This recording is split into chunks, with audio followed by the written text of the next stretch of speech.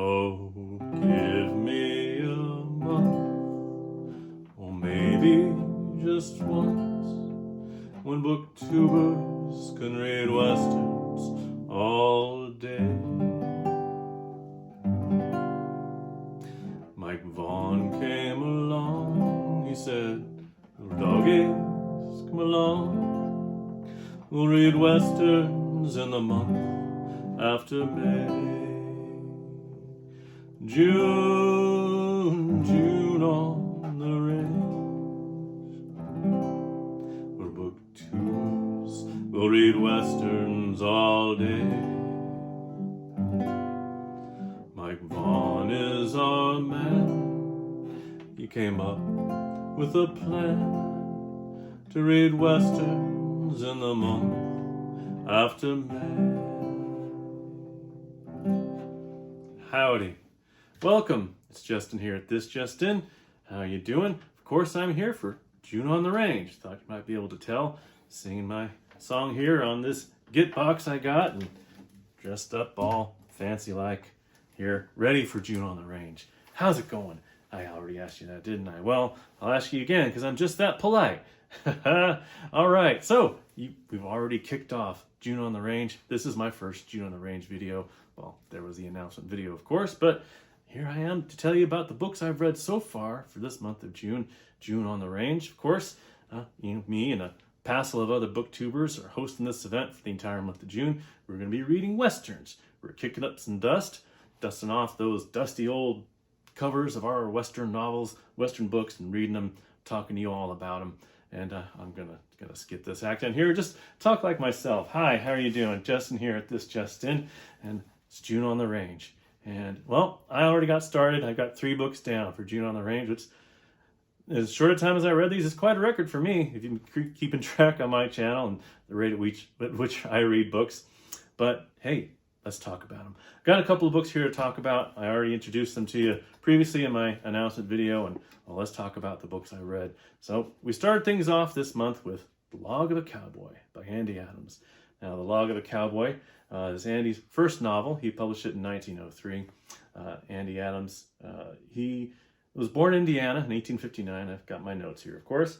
He lived and worked there until he was about 15. And from there, he traveled southwest till he ended up in Texas in about 1882. It's the same year that the cattle drive, that is the story of the cattle drive that is told in this book, takes place. And by 1893, Andy would settle in Colorado Springs, where he would spend the rest of his life until 1935. And it's there where he would write his books, the first of which, Log of Cowboys, published in 1903, and several other books, the names of which I don't have right here, forgive me. But so Log of the Cowboy is lauded as one of the most realistic depictions of a cattle drive in Western literature.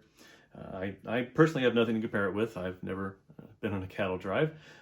But it really does feel genuine. It feels very authentic as you're reading it. The events, the detail, the knowledge of the landscape, it all feels very authentic. You almost forget that what you're reading is fiction, and it feels like a journal. And of course, it's written like a journal. It's written like a log. So the flip side of that is that it with the style and structure of a journal, it doesn't really, you kind of get what you expect. It's a straightforward description of a cattle drive. You don't get a whole lot of narrative drive, as it were, and you don't really dive into the characters very deeply. The characters that are there are interesting, but we don't really get to know them. We don't get inside their heads very much. Even the person who's writing the log, but it's still a fascinating account of a cattle drive. We get to experience all the difficulties that come with it. Stampedes, the cattle rustlers, who surprisingly, to me anyway, were more like scam artists than they are straight up robbers. They're not pulling their guns out at you just demanding cattle. They're trying to trick you into taking a few heads of your cattle. And what else do we have there? Of course, the loneliness and the boredom that can sometimes settle in, and then the steam they let off in towns. They go into Dodge, of course, the famed town of Marshall Dillon from Gunsmoke, and they go into Ogallala. Not sure I pronounced that correctly. And then they actually go into a fictionalized town that's on if I recall correctly, that's on the Yellowstone River. The Circle Dot herd, as it's branded, this herd of cattle makes its way up the Western Trail, the Western Cattle Trail, all the way from Texas to Montana, where the cattle are then sold and handed off. It's a very interesting book. I really enjoyed it.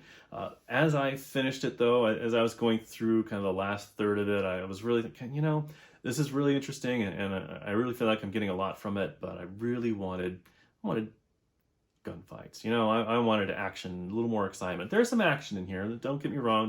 Like I said, they stop in Dodge, they stop in Ogallala, and there's some action there in a couple of those times, but that's very short, and you're not really like I said, we're not really diving into characters or a very suspenseful narrative.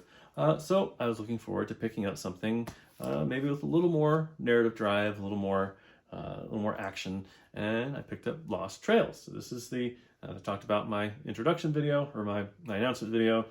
This is a book of short stories with some notable Western authors. Louis L'Amour, of course, and you probably can't have any Western short story compilation without a Louis L'Amour short story. Elmer Kelton, William W. Johnston, Lauren D. Esselman, quite a few others. And all of these stories are about true life Old West figures. Each and every one of them, which I hadn't really paid attention, or forgot about the synopsis on the back that told me all about that. Didn't read it before I started reading the book proper. I see what's going on here. So that was pretty interesting, actually. All the stories are fairly short. But I don't think there was a really bad one in the bunch. There might have been one or two that got a little melodramatic, but overall, I was pretty pleased with all these stories. It starts with a pretty clever story by Lauren D. Esselman, which is about a duel of sorts between Mark Twain and Buffalo Bill Cody, the legendary sharpshooter and showman. And this contest is overseen by Theodore Roosevelt. This is when he was still just a member of the Civil Service Commission. That's a pretty funny, entertaining little story. The next story is by Carl Lassiter. It's about an event that I didn't know anything about up until reading this book. There was an outlaw by the name of Tom Blackjack Ketchum, and he was hung. He was hung in New Mexico in 1901, and this hanging had a pretty surprising outcome. As Blackjack was hung, he ended up getting decapitated, which pretty gruesome, I know. And apparently, according to the real life account, the rope was too long, and Blackjack had put on some weight while he was in prison. So that miscalculation there, as he dropped through the trap door, it just took off his head. So pretty interesting little story there. They might change a little bit in this story, but that was pretty interesting to find out about that. And actually, this isn't the only tale of Blackjack in this book. There's another tale. The last story is, by Elmer Kelton, kind of a what-if story about if Blackjack had survived, or in such a way as that he was kind of secreted out from somebody else's hung, and he is secreted out and sent on another job. So that's kind of an interesting little story, little what-if story. And we've got stories about just about everybody you can think of. Wild Bill Hickok, Wyatt Earp, Bear River Tom, Sheriff Seth Bullock, you might know from Deadwood. There's a tale of reconciliation between William Cody and his wife, Louisa. I really recommend this book. I had quite a good time. One of my favorite stories is called Blue Horse Mesa by John D Nesbit. This is one of my favorites. It's a story based on the last stand of Cowboy Nate Champion.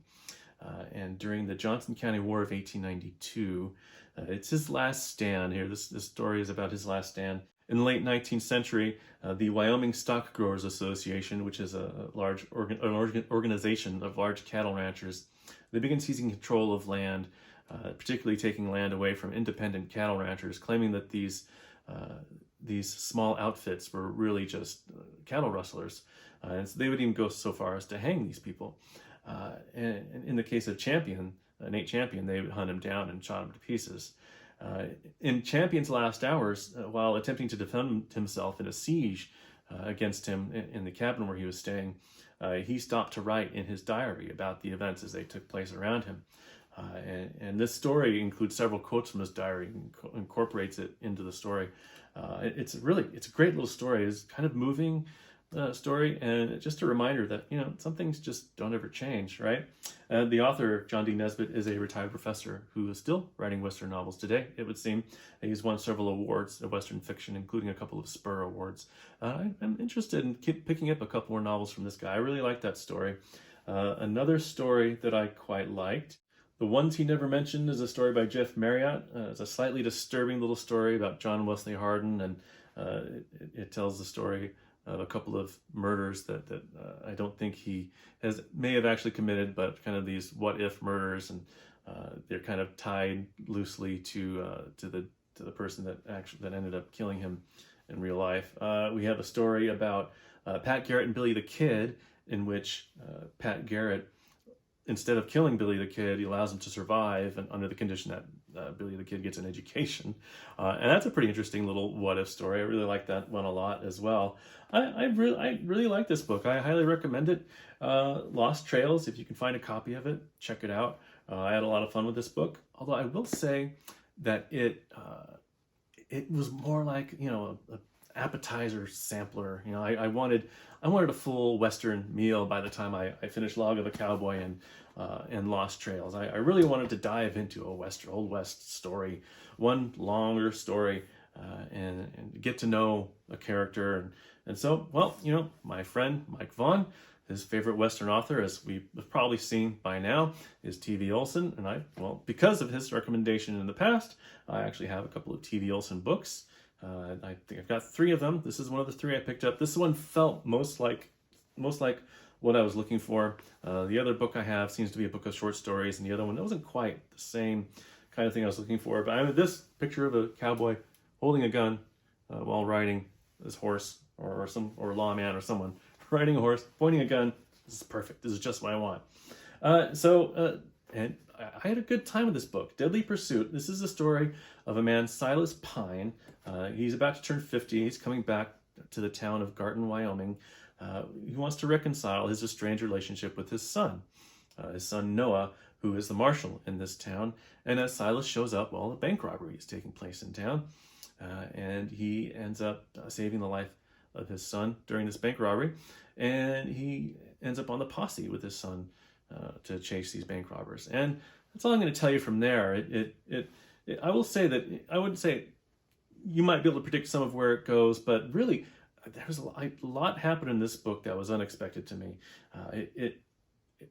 Overall, it tells a fairly standard Western tale, but it goes into some unexpected places. At least it did for me. There are some fascinating characters in this story, and we get to see a lot of different character point of view, which I didn't really expect. I expected a story all from Silas's point of view, but we jumped around to different characters, which took me by surprise. I had to shift gears a little bit as I was reading, and okay, this is what we're doing, which is good, which is fine, but it kind of threw me for a little bit. But once I settled into it and paid attention to what was going on, I had a pretty good time with this. The characters were all well drawn out, well written characters. I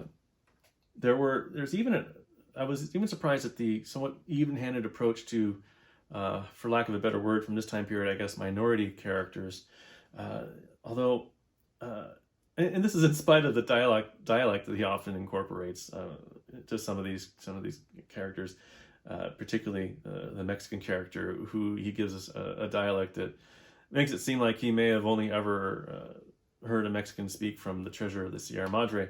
And most of the black characters don't fare so well either in that respect. But still, there's more character development and more development in these characters than I would have expected in a typical Western novel. There's one character I found particularly interesting, Opel Champion. She's a black woman who lives on a Navajo reservation. She's not given the stereotypical accent that some of the other black characters in this novel are given.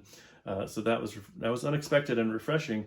And she's a very kind of imposing and commandeering figure in the book, although she may not have a great effect on the outcome or the events in the novel. Still a very fascinating character that I wanted to know more about.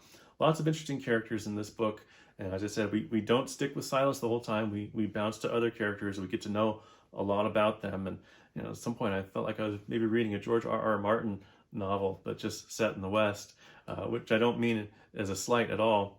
So I don't know how typical this is of Olson's work. I don't know if this is peak Olson, if this is his best. It doesn't feel like it is, if I'm going to be frank. As much as I praise it and as much as I enjoyed it, as much as I enjoyed the characters and the story, it did feel like it was maybe spread a little thin, and that it might have benefited either from maybe expanding a little bit and diving into some of these characters a little more instead of kind of hitting so many different character points of view.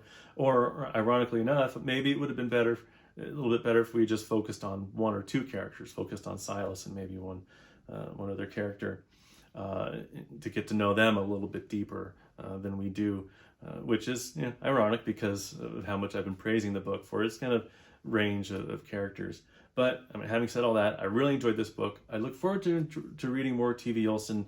I might, though, try and find out maybe see what Mike considers sort of the best of Olson's work. If this is one of them, then hey, I do feel like I want to read this again, just to kind of dive into these characters some more. A couple of these characters that I just want to experience again, and maybe just to kind of get a better grasp on it, knowing more what I'm going into as I'm picking it up again. But so there we have it. There are my first 3 books for June on the Range. I had a pretty good time with this. I look forward to reading some more books.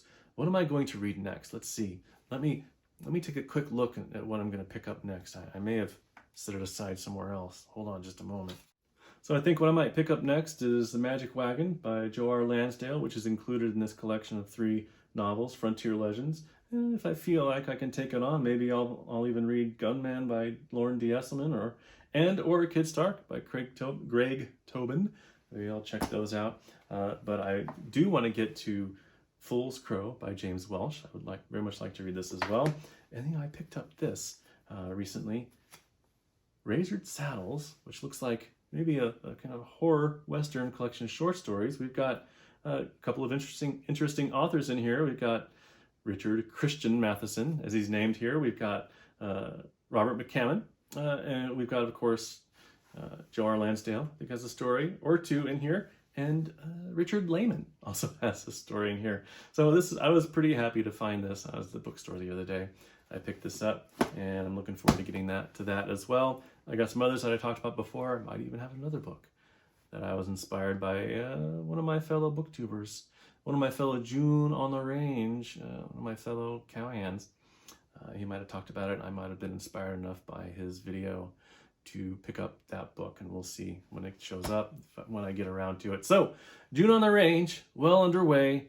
Just a few days into June, I've already got 3 books down. That's quite an achievement for me, as I might have mentioned before. So thank you very much for coming here, spending some time with me, June on the Range. I hope to see you soon. Thanks for coming here to the end. Talk to you later. Bye.